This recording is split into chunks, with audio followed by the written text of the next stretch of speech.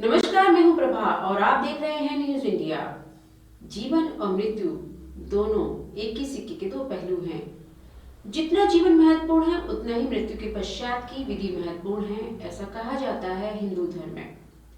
हिंदू धर्म में विधि अनुसार पूजन को बहुत महत्व दिया गया है। जन्म से लेकर मृत्यु के बाद भी पूजन के अपने विशेष मायने रखते हैं। हिंदू धर्म की मान्यता के अनुसार जो भी अपने मृतक परिजनों के नाम पर पिंडदान करते हैं उन्हें जीवन मरण के बंधन से मुक्ति मिलती है तथा मोक्ष की प्राप्ति होती है। मोक्ष यानी जीवन मरण के बंधन से मुक्ति। ज्योतिष के विद्वानों के अनुसार बिहार राज्य के गया प्रांत में किया जाने वाला पिंडदान सबसे फलदायी होता है। ऐसा माना जाता है कि जो व्यक्ति अपने पूर्वजों का पिंडदान गया में करते हैं तो उन्हें स्वर्ग की और मोक्ष की प्राप्ति होती है। कि हाँ, मोक्ष की नगरी है गया। सब जानते हैं कि यहाँ पर बुद्ध भगवान ने ज्ञान प्राप्त किया था। हिंदू धर्म में अपने पितरों को मोक्ष दिलाने के लिए लोग गया में आते हैं। वैसे तो इस शहर में मोक्ष दिलाने वाले कई मंदिर हैं और यहाँ पर 252 वेदियां भी हैं। इस शहर से थोड़ी दूर है बोध गया, जहाँ ज्ञान पाने वाले भगवान बुद्ध ने दुनिया को मोक्ष का रास्ता दिखाया था।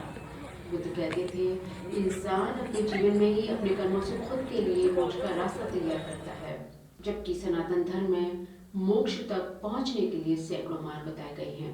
गीता में ही उन मार्गों को 4 भागों में समेटा गया है। ये 4 मार्ग हैं कर्म योग, सांख्य योग, ज्ञान योग और भक्ति योग। लेकिन वैदिक धर्म मानता है कि आपके लिए मोक्ष का रास्ता आपके वंशज ही तैयार करते हैं। मृत्यु के पश्चात वंशज गया में जाकर पिंडदान करते हैं। तर्पण करेंगे तभी उनके पूर्वजों को मुक्ति मिलेगी, ऐसी मान्यता है। इस मान्यता के मुताबिक गया में पिंडदान से जन्म मरण से छुटकारा मिलता है। तो ये कहानी उन पंडों की है जो आपकी पीढ़ियों का हिसाब अपने पास रखते हैं। गांव, शहर और राज्य के हिसाब से यजमानों पर जागीरदारी भी करते हैं वे। मतलब ये है कि हर पंडे का इलाका बटा होता है और अपने इलाके से आए यजमानों के पूर्वजों को ही मोक्ष दिलाते हैं ये पंडे। ये आपको आपकी 10 पीढ़ियों का पूरा हिसाब भी दे सकते हैं। मोक्ष ही नहीं, अपनी वंशावली बनवाने के लिए भी लोग यहाँ पर जगह जगह से आते हैं। इन पंडों की तलाश में बिहार सरकार के पर्यटन विभाग की वेबसाइट के मुताबिक गया में इस वक्त 379 पंडे हैं। इन पंडों की बहियों यानी बही खाते में आपकी वंशावली की कहानी दर्ज है। गया के एक मशहूर पंडा सिजुआर बताते हैं कि हमारी बहियों में अमूमन 2 से 250 साल का हिसाब है। पिंडदान के लिए जो लोग यहाँ आते हैं उन्हें अपने पूर्वजों के नाम की जरूरत पड़ती है। हम उन्हें उनके पूर्वजों का नाम अपनी बहियों से देखकर बता सकते हैं।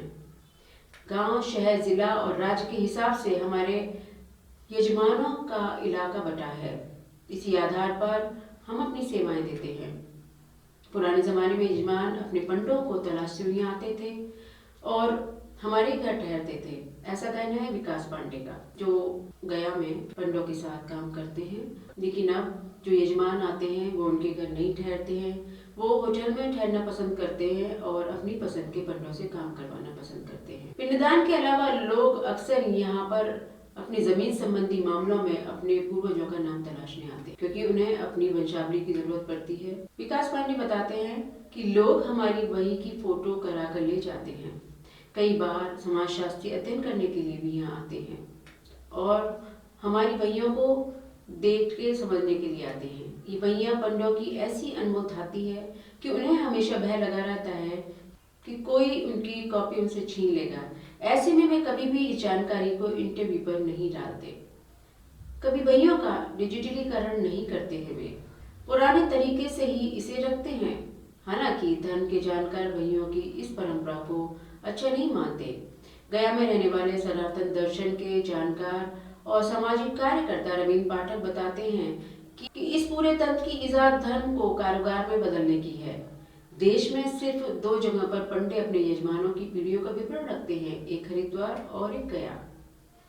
रवींद्र पाठक बताते हैं कि 18वीं सदी में रानी अहिल्याबाई होलकर गया में आई थी और उन्होंने विष्णुपद मंदिर में आकर उसका जीर्णोद्धार कराया था।